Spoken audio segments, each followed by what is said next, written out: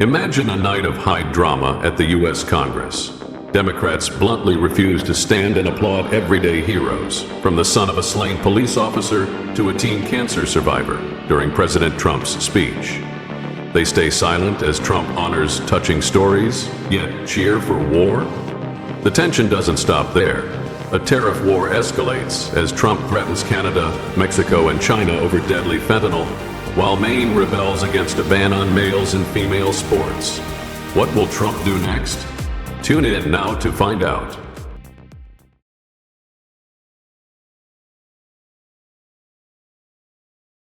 Thank you so much, Caroline. It's good to be here. Thanks. So I had two questions, if that's okay. The Sure. first on last night and the second on Maine. You talked about behavior from Democrat lawmakers, a lot of disruptions, and I just wanted to kind of go back to that. We saw Democrat lawmakers not stand for Laken Riley, for Peyton McNabb, for the son of a slain police officer and 13-year-old cancer survivor. What are the optics of that nationally, just in terms of not just the people who were in the room last night, but across the nation? And also, was President Trump expecting this type of behavior when he was crafting his speech? So I gave a quote to one of the media outlets in this room yesterday that Democrats behaving like children would be the least surprising thing of the night. And unfortunately, that quote did turn out to be true. I think the president and everyone, frankly, was surprised by the Democrats refusing to stand for not the president's policies, because frankly, we expected that, but for the everyday Americans who President Trump was shining a light on their stories. Mark Fogel, for instance, an American school teacher who was detained by the Russians, President Trump freed him. If Joe Biden had done that, they all would have been on their feet, but because of it came from President Trump, they weren't. So we think it's very sad, but we're very proud of the president today, and the American people are the people that this president cares about most, and the reviews are in, and everybody loved his speech. Thank you. And then on Maine, we know that the governor of Maine has really pushed back against the president's executive order saying that boys should not be in girls' sports. I spoke with a lawmaker from Maine this morning who told me she'd been censured by state lawmakers for calling a man and speaking up on this. What is the next move for the White House in this battle to protect the integrity of women's sports? Yeah, well, the Department of Education has sued the state of Maine. As you know, there's ongoing litigation. The president has made a commitment to ensure that states are being held accountable if they continue to allow men and women's sports, which he believes is an egregious violation of taxpayer dollars. And so that fight continues, and the president won't back down. Again, this is a common sense policy. 80% of the American people, including more than 60% of Democrats, do not want men and women's sports. So the president will stand by this commitment. Thank you. Gabe, good to see you in here. Good to see you, Caroline. A couple questions. One, can you confirm that the president held talks with the big three automakers today, speaking about potentially delaying tariffs? I can confirm, and I'm glad that you asked, because the president sent me out here with a statement directly from him on this. I saw it was reported earlier today by Bloomberg News, and he wanted me to share this with all of you. We spoke with the big three auto dealers. We are going to give a 1-month exemption on any autos coming through USMCA. Reciprocal tariffs will still go into effect on April 2nd, but at the request of the companies associated with USMCA, the president is giving them an exemption for 1 month so they are not at an economic disadvantage. So the three companies that he spoke to are Stellantis, Ford, and General Motors. They requested the call, they made the ask, and the president is happy to do it. It's a 1-month exemption. And the president just posted on social media that he has spoken with Prime Minister Trudeau. He says he's not satisfied with what the Prime Minister has said when it comes to fentanyl, but less than 1%, as you know, less than 1% of the fentanyl seized last year was in the northern border. What else does Canada need to do? Well, the president did just put out a statement on his call with the governor, Justin Trudeau, as he calls him, of Canada. And he said that he was not pleased, as you said. He said it's not good enough. He told Prime Minister Justin Trudeau that directly. The call ended in a somewhat friendly manner, as the president said, but he's not going to stop standing up for the American people. And to answer your question directly when it comes to fentanyl, for the last 4 years, unfortunately, our neighbors to the north and the south, Canada and Mexico, respectively, have allowed America to be a dumping ground, not just for illegal aliens, but for illegal, poisonous, deadly fentanyl, which is now the #1 killer of young people in this country aged 18 to 34. Through the northern border in Canada, in last fiscal year alone, there was enough fentanyl seized to kill 4.8 billion people. And that number is up 2,050% from 2023, the year before. So there's been more than a 2,000% increase in illegal fentanyl seizure at the northern border. Why? Because Canada is allowing that fentanyl to come to the United States. The president sees these numbers, he thinks about the lives that are lost, and everybody in this room, I'm sure, everybody watching at home, everybody across the country knows someone in our lives who has been killed at the hands of this deadly poison. There needs to be repercussions for that. The president feels very strongly about it. Caroline, respectfully, it's just 43 pounds that were found last year. That's less than a carry-on suitcase. Is that a lot of fentanyl compared to, say, Mexico, where the vast majority of the fentanyl is brought in through Mexico, not Canada? So what else does Canada need to do? Well, I just told you, last year alone, there was a 2,000% increase in illegal fentanyl. You're asking me for what the president's justification is for these tariffs. It's not up to you. You're not the president, Gabe. And frankly, I think it's a little bit disrespectful to the families in this country who have lost loved ones at the hands of this deadly poison. If you talk to them, and this president has, they are grateful that they finally have a president who is standing up to both Canada and Mexico, and most importantly, to China as well. The president added an additional 10% tariff on China because this deadly poison is being produced in that country. It's being distributed through our neighbors, and there needs to be consequences for that, period. Peter. Thank you, Caroline. If the U.S. has a longstanding policy that we do not negotiate with terrorists, then why is the U.S. now negotiating directly and for the first time ever with Hamas? Well, when it comes to the negotiations that you're referring to, first of all, the special envoy who's engaged in those negotiations does have the authority to talk to anyone. Israel was consulted on this matter. And look, dialogue and talking to people around the world to do what's in the best interest of the American people is something that the president has proven is what he believes is good faith effort to do what's right for the American people. Is it just about the hostages? Or are they also talking about the president's plan to take over Gaza? These are ongoing talks and discussions. I'm not going to detail them here. There are American lives at stake. I would defer you to the Department of State for further details, but I'm not going to get into those talks here at this podium. We know that some officials here were miffed that Zelensky showed up last week without a suit for his meeting in the Oval Office. But Elon Musk never wears a suit. He did last night. So what is the dress code? Well, Elon Musk wore a suit last night. I'm sure you saw it. Was he spooked by the Zelensky getting kicked out? No, I don't think so. I'm just pointing out that he did wear a suit last night. And I think the president liked that very much. And he looked great. Speaking of the president, he just passed me a note while I'm standing here. He wanted me to hold this up. This is the poll that I cited, the CBS YouGov poll that shows that 76% of those who watched the president's speech last night approved of his speech. And so it goes to my earlier point that I made in my monologue about how incredibly sad it is that we have a modern-day Democrat Party who is so severely out of touch with the American public. This is a great poll. The ultimate poll, though, came on November 5th when the president won by an overwhelming margin that he spoke about last night. Democrats weren't happy to hear that either. Ouija. Thank you, Caroline. Back on tariffs, last night President Trump said there will be a little disturbance, but we're okay with that. Can you put a dollar figure amount on how much the average American family should expect to pay as this disturbance? And why should Americans be okay with that when so many are already struggling to pay the bills? Well, first of all, last night, the president told the truth, and he was realistic, and he level set with the American people. And I think, frankly, it's very refreshing, and everybody in this room should be very grateful that we have a president who tells the truth about the reality of the economic situation that we are in, unlike the previous president who lied to everybody's faces, saying inflation was transitory, saying it was under control, saying that the border was secure, when none of that was true. So the president is being frank and honest, and the American people elected this president to have monumental reform and change, including rebuilding our manufacturing base in this country, standing up to foreign nations who have been ripping off our country for decades, and that requires a little bit of disruption. That requires a lot of effort and work that this president is focused on doing. With that said, as the president said last night, his administration is wholeheartedly committed, of course, to ending the inflation nightmare caused by the Biden administration. Look at the deregulation efforts.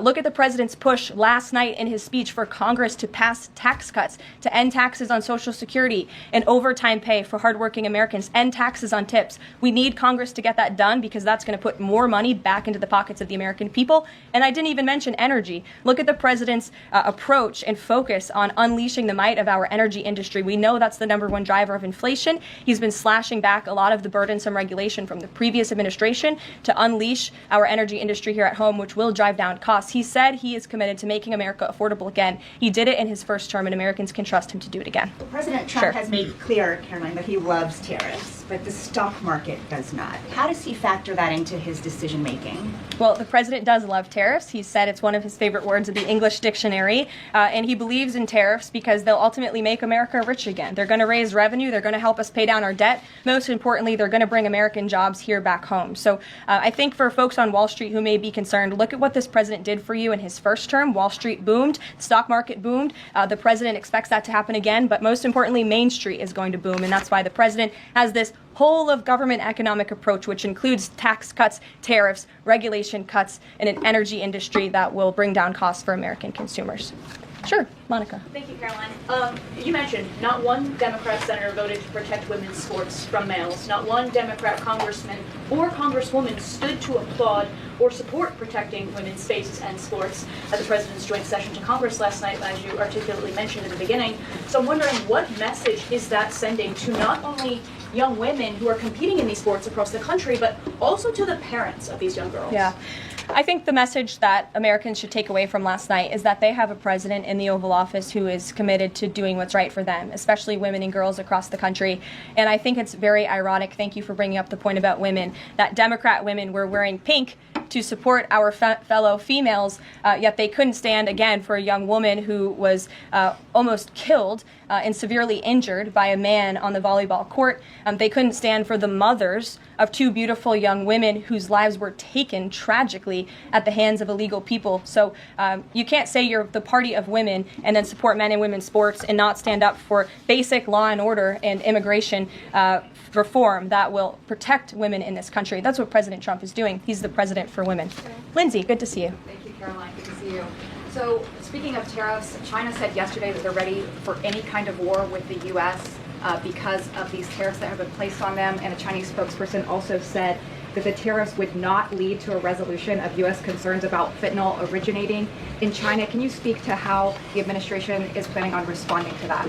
Well, I think Secretary Hegseth has responded to that this morning.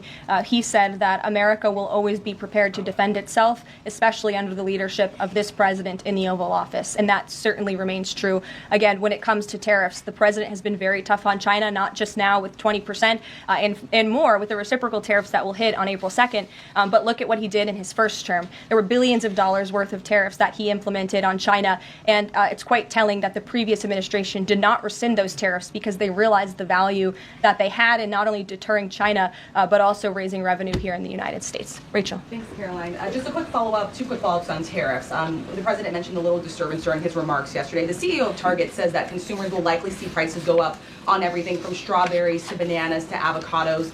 How long should Americans expect to pay higher prices? Are we talking a week, a couple of days, a few months? Again, I don't have a crystal ball, but what I can assure the American people is that this president and this administration is doing everything they can. And I would remind you and everybody else in this room that it's because of the previous administration's economic policies that Americans were left with record high inflation. Inflation throughout Joe Biden's entire 48 months in office was at or above 3%. It hit record highs, as you know. And there's a whole list of what the Biden economic disaster this president was left to clean up. It's been a month, but he's working hard every single day to do just that. One quick follow-up on the carve-out. Sorry to cut you off there. The U.S. imported $43 million worth of eggs from Canada. I know you mentioned some of the exemptions when it comes to automakers. Will there be any other carve-outs, including for eggs? We know prices are soaring for Americans. The president is open to hearing about additional exemptions.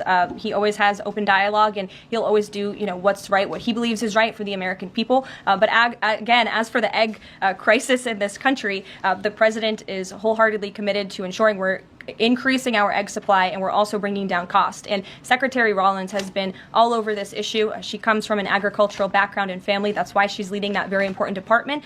She wrote an amazing op-ed in the Wall Street Journal. She's been all over the media talking about her plan. She has a real plan. The president endorses it. And he even, gave her an off-the-prompter shout-out last night to say, Brooke, I'm counting on you. It's an important issue. And this White House is working with Secretary of Agriculture every single day to address this issue. Sure. Jordan. Thanks, Caroline. So what does it say that the Democrats, while they couldn't stand for Americans or stand for victims, they stood for war and clapped for war and clapped for 5 more years of war? Yeah, the president addressed that last night, I think, when he called out Senator Elizabeth Warren and said that, again, as I said in my opening speech, very telling that the Democrats refused to clap for American people and American interests and American priorities, but they did clap for the country of Ukraine, which, by the way, the president's working very hard to end that war. So Democrats should be applauding him for actually doing something about it. Follow up on that if I can. You've spoken recently about how what happened in the Oval Office last week gave Americans an inside look into behind-the-scenes discussions with Zelensky. Is this how he treated Joe Biden and just treated him disrespectfully and received billions of dollars? Well, it's a very interesting question. I don't know if anybody in here asked my predecessor who stood at this podium about that, but there was a report from NBC News that President Biden also got increasingly frustrated with President Zelensky when he was handing out blank checks and President Zelensky kept asking for more. Joe Biden was quite frustrated with that. So again, as I've said repeatedly, Friday revealed the frustrations that this administration has had in closed-door negotiations with the Ukrainians. However, President Zelensky did put out a statement yesterday, which we believe is a positive step forward. And National Security Advisor Mike Waltz has been talking to his Ukrainian counterparts. And so we're in the midst of this, and we'll see what happens next. Caitlin. Thanks, Caroline. I have 2 questions. One on the reprieve that is being granted to these 3 automakers for 1 month on the tariffs on Canada and Mexico. How did the president settle on 1 month? The reciprocal tariffs will go into effect on April 2nd, and he feels strongly about that no matter what, no exemption, so that's where the 1 month comes from. Does he expect them to be able to shift production within a month? He told them that they should get on it, start investing, start moving, shift production here to the United States of America, where they will pay no tariff. That's the ultimate goal. And on the conversations between the White House and the Ukrainians and the letter that President Trump revealed last night that he got from President Zelensky, Director Ratcliffe said today that the president has paused also intelligence sharing with Ukraine. Is that temporary or is that permanent? I believe what the National Security Council told me in regards to that was that they paused or they are reconsidering the funding for Ukraine, as you saw, the pause on the funding. As for intelligence matters, I would refer you to either the National Security Council or the CIA as well. But they're considering lifting or reinstating the military aid going to Ukraine, which they paused. Again, it's a pause for a review. Follow up on that. Sure. The president read parts of the letter that he received last night from President Zelensky. Can you give us a sense of when President Trump now plans to sign that minerals deal after receiving that letter? Those talks are happening as we speak. I just saw the National Security Advisor. He's working very hard on it. I believe he was going into the Oval Office to give the president an update on where this stands. But again, the president is committed to a peace deal. He wants to see this war end. And I think that President Zelensky's message, which he also shared on X as well, is a positive sign in the right direction. The president also said that the United States was reclaiming the Panama Canal. The president of Panama this morning, or at some point today, said that President Trump was lying. Wanted to get your response to that, and also curious if the president had a reason for not specifically mentioning BlackRock last night when he was praising the company that is buying canals or ports around the Panama. Yeah, I'm not sure if Panama has seen what's going on with their own canal, but as you just mentioned, BlackRock is now interested in investing and taking over the 2 ends of the port, which is very important because the president was very vocal several weeks ago about the need to ensure that China is not controlling the Panama Canal. This is a very important place for the United States of America. We also saw that the Panama Canal lifted fees on our U.S. naval ships that are going in and out of the canal. That's a win for the United States of America. And the president will continue to ensure that the Chinese government, the CCP, cannot be infiltrated in the Western Hemisphere and certainly not in the Panama Canal, which is a very important place for our country. Dasha. The president continues to call the Prime Minister of Canada, Justin Trudeau, Governor of Canada. I'm curious what he means by that and if there are any plans that are moving forward with trying to make Canada the 51st state. And I have a follow-up on the economy as well. Sure. Well, the president put that in his True Social account, or his True Social post earlier today. He feels strongly that it would be very beneficial for the Canadian people to be the 51st state of the United States. They wouldn't be paying for these tariffs. They'd have much lower taxes if they were part of our great country. On the economy, you and I traveled the country during the campaign. This is an issue that so many voters decided to cast their ballots on, and they voted for President Trump. He has started to have that realistic conversation with the American people, that disturbance comment last night. But I'm curious if you can be real with Americans right now as all of these factors are playing out. Are things potentially going to get worse before they get better? Look, I've now been asked and answered this same question, just given to me in different verbiage, of 3 different times, and I will answer it again in an effort of transparency to the American people, because this is an important issue, and the American people, this president understands that it is. And again, that's why in his joint address to Congress last night, he addressed this issue with a realistic and honest approach. He talked about what this administration is doing to unleash American energy and to make America affordable again, and this administration is wholeheartedly committed to doing it. And I would remind the American public that the first-term record of this president speaks volumes. That's why they reelected him, because they know that he can fix our broken economy, and it's very, very broken from the previous administration. Stephen. Thank you, Caroline. I've got 2 questions, one on press access and the other on fentanyl and tariffs. Sure. On press access, your predecessor, Karine Jean-Pierre, who presided over many novel press access restrictions, criticized the recent changes to the press pool made by your office. She said in an interview, quote, what we're looking at is what North Korea is doing. What's your response to that? And can you say anything to allay concerns that unfavorable coverage will be punished in this new press pool system? I think that's the same individual who said from this podium numerous times that the commander-in-chief was mentally and physically up for the job, which we knew was a lie. Many people in this room knew it was a lie. Many of you were admonished for asking questions about that truth. So when it comes to truth and transparency, this administration, this White House is setting the example. This president is taking far more questions than his predecessor, Joe Biden, did on a daily basis, and that will continue. And on fentanyl and tariffs, fentanyl produced largely in China has killed 334,000 Americans over 5 years. According to CDC data, that's about 1 in every 1,000 Americans. President Trump has cited this for applying new tariffs to Canada, Mexico, and China. But in addition to China's talk about being ready for any kind of war, they said yesterday, the foreign ministry said that, quote, the fentanyl issue is a flimsy excuse to raise U.S. tariffs, and, quote, U.S., not anyone else, is responsible for the fentanyl crisis. So what's the response to China that the talk of fentanyl is just an excuse for tariffs, and what does that say about the resolution? Well, of course, the country that is getting very rich off of distributing this deadly poison to American citizens is going to say that.